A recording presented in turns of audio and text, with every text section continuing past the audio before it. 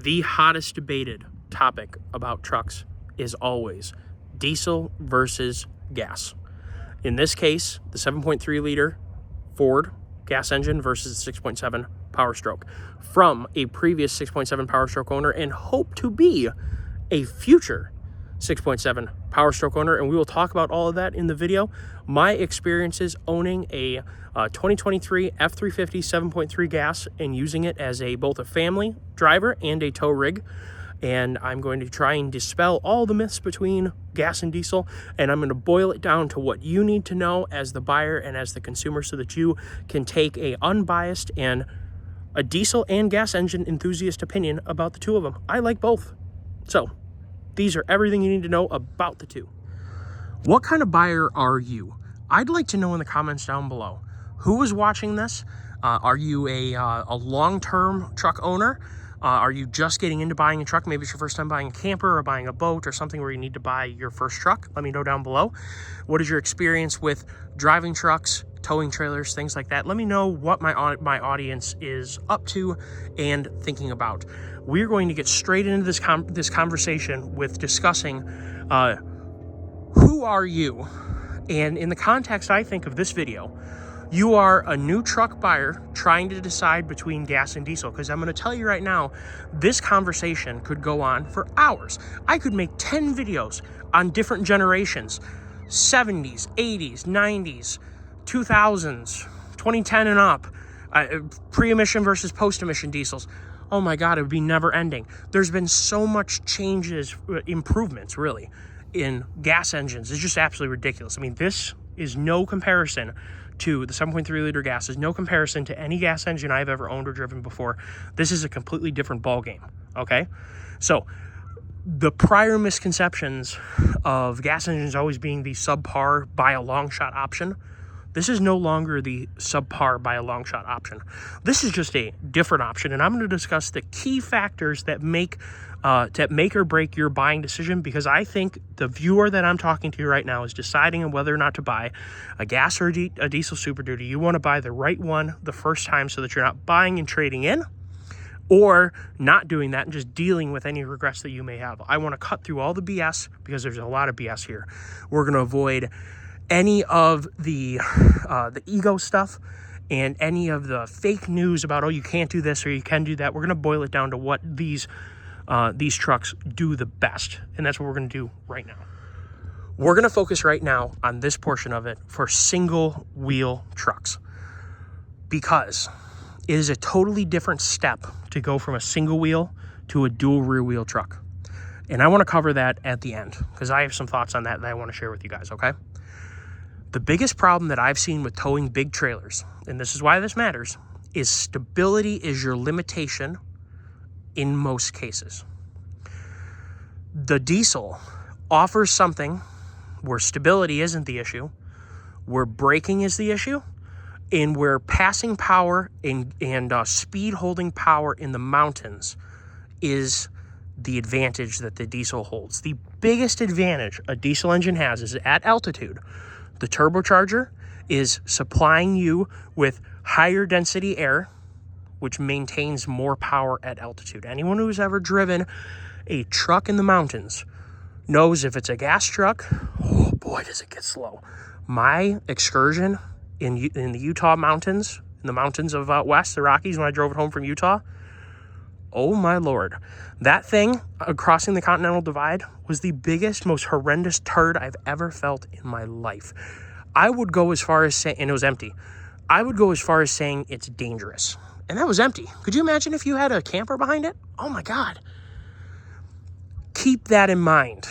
Now, the 7.3 is a totally different animal, but it's still being impacted, unless you add boost to it, which is a totally different conversation, by the exact same problems, the loss of air density at altitude. You're going to lose a lot of power, okay? And you're going to feel it. You're going to lose so much power that the truck is going to go from feeling capable to not capable. And that's just a simple reality of it. Your ability to hold, this truck would hold, for instance, 70 mile an hour, let's say, at 1,000 to 4,000 feet with the same trailer. You're going to start to struggle to maintain 60 perhaps even 55 with the exact same trailer if you can maintain 70 at those lower altitudes. As you get above about 5,000 RPM, or 5,000 RPM, 5,000 foot of elevation, the difference is astronomical. But for a lot of us, we don't live in the mountains. That is where the gas truck really holds its own. And for a lot of you guys who don't live in the Appalachian Mountains, who don't live in the Rockies, and who don't tow absolutely massive trailers, you can tow a reasonable trailer. You put a camper, a sliding camper on the back, tow reasonable trailers, your boat out to Lake Tahoe if you want to. You can do a lot of stuff with a gas truck. Keep in mind, though, if it's a big trailer, you're going to feel it in the mountains. And that is a real thing that you're going to notice between gas and diesel. In the mountains, it is so important to preserve your brakes and to be so smart about brake applications and being mentally in tune with how hot your brakes are getting when you're towing a trailer. You're in the same way, if you're using the truck brakes too much, you're also getting the trailer brakes hot. You can't smell them and you can't hear them because they're behind you. So you could fade out your trailer brakes and not really know it. So a diesel truck, these modern diesel trucks have VGT turbos, so they have exhaust brakes. People also on older diesel trucks put aftermarket exhaust brakes on their non-VGT turbos, which are literally just flapper valves that cut off the exhaust flow. They make a big difference. The engine brake on, for instance, my dad's Cummins, it's a manual transmission. It's 2016 6.7 with a manual transmission. That truck has among the best exhaust brake you can buy. Makes a huge difference. Not that I'm a big lover of Aisin transmissions, but the Aisin Cummins combination had an extremely good exhaust brake. That is probably the biggest advantage of that truck, is it had a good exhaust brake. The Cummins itself has good exhaust brake performance. And the 68, I think, is kind of on par with kind of what you're getting into with the Super Duty. But the Aisin, I don't believe that the Super Duty is in the same zip code as a Aisin transmission equipped Dodge in exhaust brake territory. The 6.7 is better in all the other measurements, but that exhaust brake on that truck is dynamite. I am curious as to what the 8-speed ZF is going to offer for an exhaust brake on Cummins, because they have the opportunity to both have a strong and fast shifting transmission. Now I'm getting off on they have the opportunity to do some really good things with that truck, and I'm kind of excited to hear what happens with it. Let's get back to 6.7 versus 7.3. On flat land or on reasonable hills, the foothills that us Midwesterners, you guys in Florida, in that general area, some of the East Coast has got the foothills of the Appalachians. You guys have some grades. If you're towing reasonable trailers, you're going to be able to go and do the speed limit. That is the beauty of the 7.3. You can do the speed limit all day long within the truck's towing rating. You can hold the speed limit because this engine works extremely well. The difference lies in the ease of holding the speed limit. The 6.7 is going to maintain speed while burning less fuel and while turning less RPM. So you're going to hear that the engine is working less hard. That is a huge advantage, and it's a peace of mind thing. When you're cruising with your family, you got your camper on the back, you're cruising down the expressway. If you're zinging a gas engine to 4,000 RPM to maintain 60 mile an hour, in your head, you're going to be like, I'm going to simmer down to 50, you know? I don't feel the need to push my truck that hard because I'm not in any rush. That jumps us into the other advantage of the diesel to the 7.3. This is the weekend warriors. When I have a 7.3, so I'm pointing at my truck, but a 6.7 powered Super Duty is the weekend warriors dream truck. What I mean by that is, you weekend warriors, I did that for a long time. You guys are constantly in a rush, right? You squeeze out of work at 3 o'clock, or maybe you even get out 1:30 or something like that. By the time you get you and your buddies equipped, you get your boat ready, your quads, your side-by-sides, you're rolling at 4:30 by the time you get everyone in the truck. And if you got any nursing students in your posse like I had back in the day, oh boy, you had to wait for them to get out of school. It was a nightmare. We had some late Friday nights. You race up north, okay? Or you race whatever direction you guys go for your recreation, whether you're going out to the desert or to a lake or whatever. You race out to where you're going, and you go have your fun, and you don't want to stop for any extra fuel stops on the way because you're already feeling like you're late the whole time, and you're mentally racing yourself. I got to get there. I got to get going. I don't want to stop for fuel. And you tell all your buddies, you're going to have to wait to piss. You'll do that when we get there. That is the life of the weekend warrior. And then the way home, they've had their fun, they're tired, they're ready to get home, and they're the ones doing 85 down the expressway with their enclosed trailer behind them, and they're gone. The 6.7 and diesels are the weekend warriors truck. That is their big advantage. I am by no means advocating speeding or disregarding any safety or whatever. By no means am I advocating that. On the contrary, I drive the opposite of that.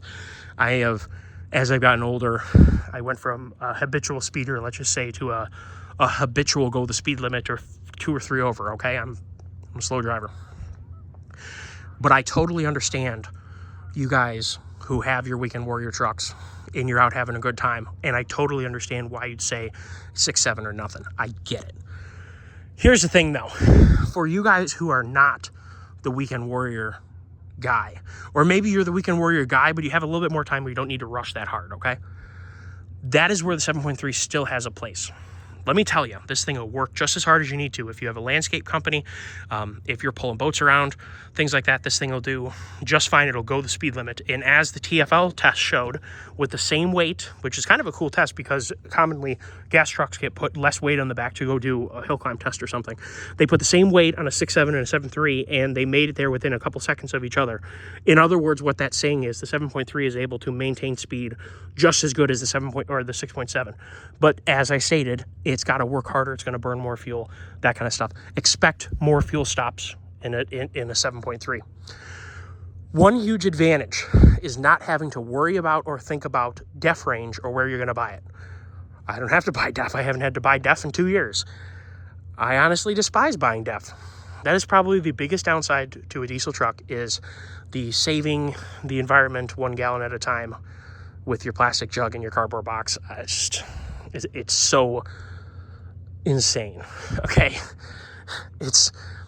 I think big things are going to be coming with some changes that are going on politically, but the activation of knowledgeable diesel tuning individuals in the market who are taking on EPA regulations one by one and dismantling their viability and usefulness.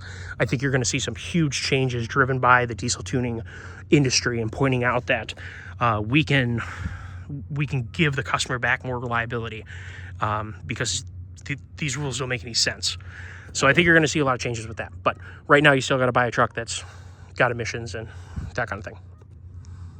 So one thing about owning a diesel truck or going out and buying a diesel truck that I think is a huge advantage, I find them, and I am bought into this reality because this is what I've seen personally with buying trucks and seeing with other people buying trucks, is if you have to sell your vehicle and it's a diesel, you instantly have that as a +1 in your bank, in your pocket. If there's something else going on with the truck, oh, it's got a dent, oh, it's got, one minor accident in the Carfax, but it's a diesel. That is something that you can use to your advantage. So a lot of the reason why I bought my 2019 the way that I bought my 2019 the way I knew the second owner would want to have my 2019. And it worked out in my favor when I sold the truck. I did really, really well on owning a truck for 64,000 miles and recovering a massive amount of value out of the truck and putting it toward this truck. So I don't expect, if I had to sell this right now, and if you had 2 trucks here, one was a 6.7 and one was a 7.3, they both were driven exactly the same, they looked exactly the same, everything was the same, except for one was diesel, one was gas. I am sure the 6.7 would both sell faster and retain more of its original purchase price. That comes into the elephant in the room. You are paying a $9,800, I think it is, for the standard output value on top of the 6.8. So about $7,000 more than the 7.3 to have a standard output, and about $10,000 more than the 7.3 to have an HO. Is it worth it? Well, I've kind of talked about where the diesel and the gas really excel. And I'm going to tell you, 2 trucks driving on the highway at the same time, going the same speed, one was diesel, one was gas, there's no difference other than the fuel economy. You're getting the fuel that you have to go find to try and burn. I laughed all the way to the gas station the entire time while fuel prices were really high, as I was putting 87 in my truck and getting strong fuel economy. 14, 15 miles a gallon I can average when I'm being careful. And it's a 10-mile-a-gallon truck when you're towing. 10, 11, kind of the way it is, okay? It's good for a gas truck, but it's not good compared to a diesel. My 2019 6.7 got anywhere between 3 and 4 miles a gallon better towing the same trailer than this truck does doing the same driving. I have a very consistent driving style. Number one, I really like to get good fuel economy. So I do tend to try to maximize my fuel economy because it kind of gives me a sick pleasure to pay less, okay? To do the same thing and pay less. So 3 to 4 is a really good, solid, realistic number between the two. And that's towing. Empty. I'll tell you right now, at the end of when I was owning my 6.7, the original calibration it had was affected by that. It was somewhat of a cheater calibration, I'll be honest with you guys. I got stupid fuel economy in my 6.7 when it was newer.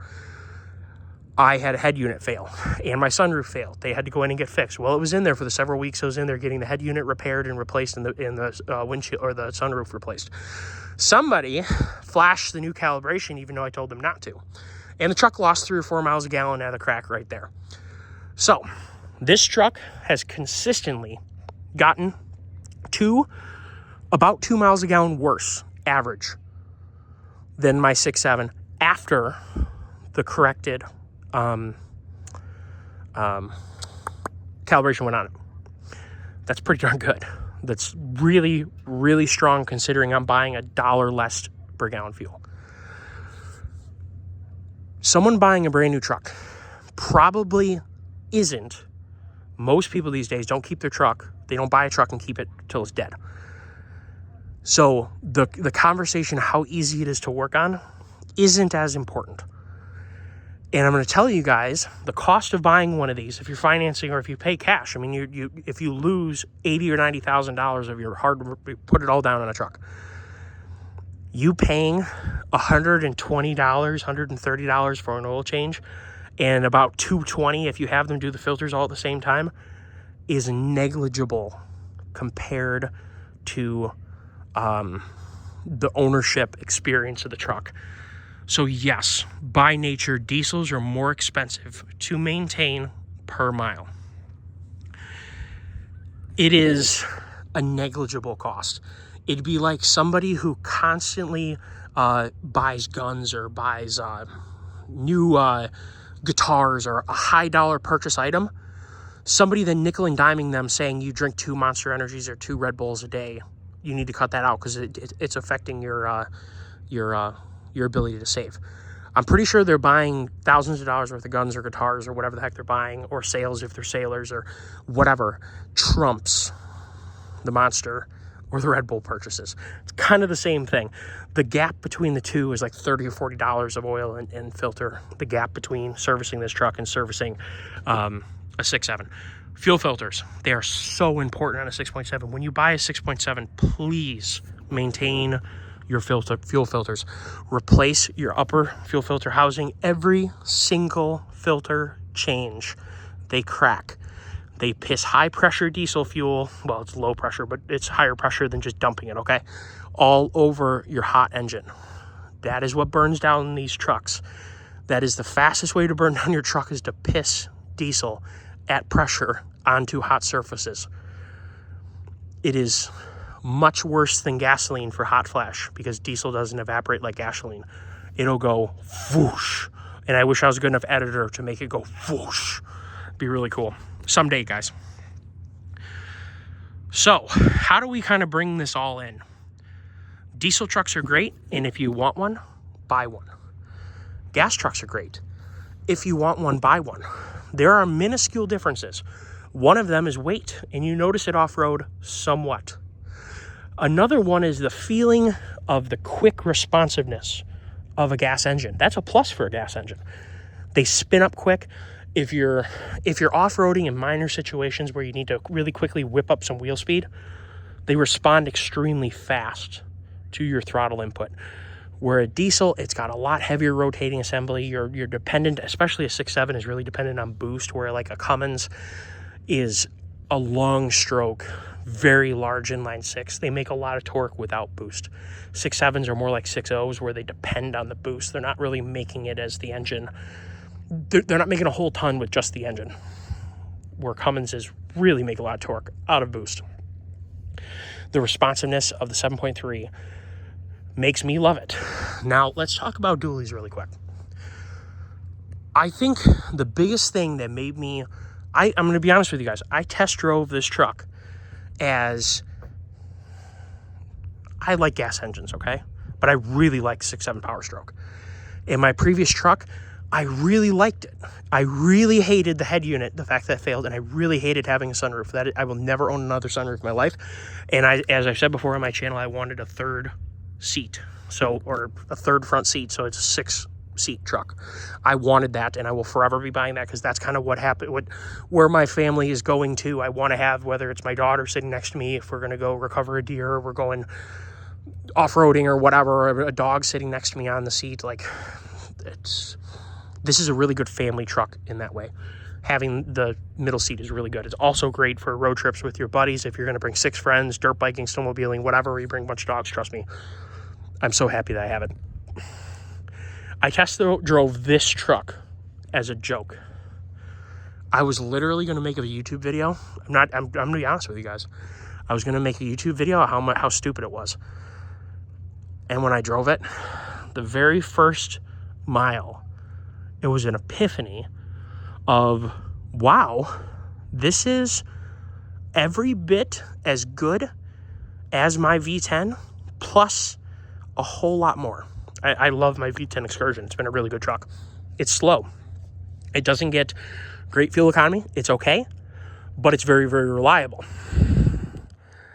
The 6.7, conversely, is extremely reliable, more or less. Sure, there's some failure modes for it, but they are more likely to last 300, 400,000 miles than they are to break before 300, 400,000 miles. We're still learning where 7.3s are in this mix, okay? I can't put my head on, are they more likely to run 200, 300,000 miles than, say, a 6.0 Chevy? I'm not sure we have enough data to say that so far. There's a lot of people who have high mile 7.3s, and they're doing really, really well. I think they got to be out a little bit longer before we go sticking our nose out too far into that. Anyway, back to dualies. I noticed with my 6.7 that I was not power limited for what I was doing. I was stability limited. I was limited on what I was towing and the speeds that I was towing, because I was ratcheting up. I was towing dump trailer, equipment trailer, my mini tractor, things like that. I noticed that my limitation was not my engine anymore. It was actually my truck. And this truck has better stability because it's a 350. It does have a lot higher payload. It has more than double the payload that my 250 had, okay? And that's not saying anything bad about 250s, because there's a lot of people who want to have that lower towing amount, but they don't want to buy a half ton, which I think is great. I would much rather have this than a half ton because of axles, because of the stance of the truck. There's a lot of reasons why I'd rather have a Super Duty over a half ton. But even if I had a smaller trailer, I would rather have a Super Duty than a half ton. So if you're shopping for this and you're like, I really just need to have a half ton, but I really want to have a Super Duty, you're making a good choice. They hold their value extremely well. They're very strong trucks. They're extremely reliable. They're fun to drive. They're comfortable to drive. They're great for off-roading. So there's a lot of pluses here. I realized that in the diesel aspect, as much as I loved my 6.7, this did everything my 6.7 did at the speeds that I was willing to go with the loads that I was carrying, because I'm doing a lot less of the Weekend Warrior stuff. Now, I will say, because of the YouTube channel, I'm doing a little bit more of the Weekend Warrior stuff, as in taking a boat or a closed trailer full of power sport toys places. Doing a little bit more of the Weekend Warrior stuff now. But this thing does that Weekend Warrior stuff just as good as my 6.7 did. And it also has the same or better, similar towing stability, towing the big stuff, with the cheaper engine, with the cheap fuel, no def, nothing to worry about. I have been alerted by my sales guy at Ford that my allocation for my F450 that I ordered before I bought this truck in 2023, I ordered an F450 in July of 2023 because I knew I wanted to have a diesel again. And I knew I wanted it to be a more capable diesel truck.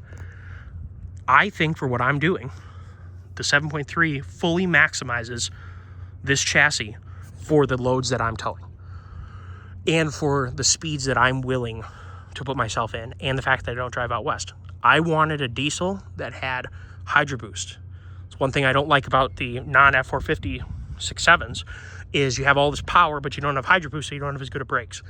I wanted the huge brakes that the 450 had, the heavy-duty wheels, the heavy-duty tires, the big transmission cooler, the 430 gear. I want everything that the F450 has to offer, including the lateral stability that a dually is going to provide.